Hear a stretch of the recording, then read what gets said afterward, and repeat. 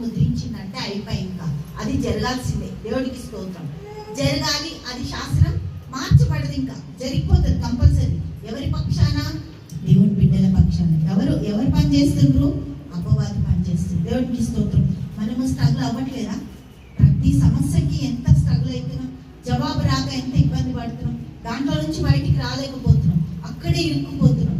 కానీ దేవాది దేవుడు ప్రతి విషయంలో మనం ఎక్కడైతే ఊబిలో ఇరికిపోతామో అక్కడి నుంచి దేవుడు మనల్ని లేవనెత్తుతాడు.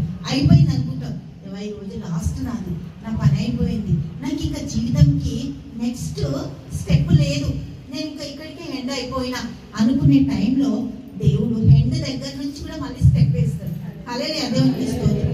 హెండ్ అయిపోయింది, ఇంకా నాకు ఏమీ లేదు, స్టెప్ ఎంత మంచిగా వేస్తాడంటే ఆశ్చర్యపోతాం. మనం కంటికి కనబడదు, చెవికి వినబడదు, హృదయంకి గోచరం కాదు. అసలు అయిపోయింది, లాస్ట్ లిస్ట్ అంటే ఫస్ట్ లిస్ట్ వస్తుంది. దేవుడికి మహిమ కలుగును గాక. ఎంత గొప్ప దేవుడు, ఎంత గొప్ప అద్భుతాన్ని చేయడానికి దేవుడికి మహిమ కలుగును గాక. హల్లెలూయా. వాళ్ళందరూ రాసి ముద్రించిన తాకీదులకు రాజు ఉంగరం జతపరిచిందంట. అంటే ఇంపాసిబుల్, ఇక్కడ కూడా ఇంకేది కూడా జరగదు, 100% అయిపోయింది. ఇప్పుడు అయిపోయింది, సీల్ చేసిండ్రు, ఓపెన్ అవ్వదు. దేవునికి స్తోత్రం. అక్కడ నుంచి దేవుడు ఏమంటుండు, ఒక మంచి పక్కన చెప్పడం, మంచి కార్యం చేస్తాడు.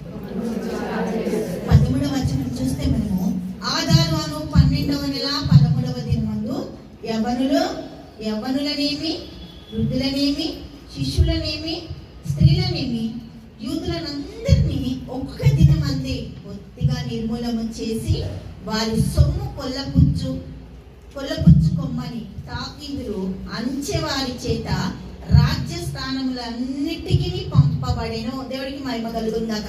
వాళ్ళ ప్రాణాలే కాదు, వాళ్ళకున్న ఆస్తులు కూడా జప్తు చేసుకోండి, వాళ్ళ దగ్గర ఏముంది అదంతా తీసుకోండి అని లెటర్ వచ్చేసిందంట. లెటర్ వస్తే ఎట్లా? దేవుడికి స్తోత్రం. ఏదన్నా చిన్న లెటర్ వచ్చిందంటే ఆగమాగం అయిపోతాం మనం.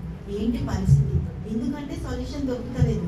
ఏం చేద్దామంటే అక్కడ ఒక సొల్యూషన్ పక్కన చెప్పండి, సొల్యూషన్ ఉంది నాకు.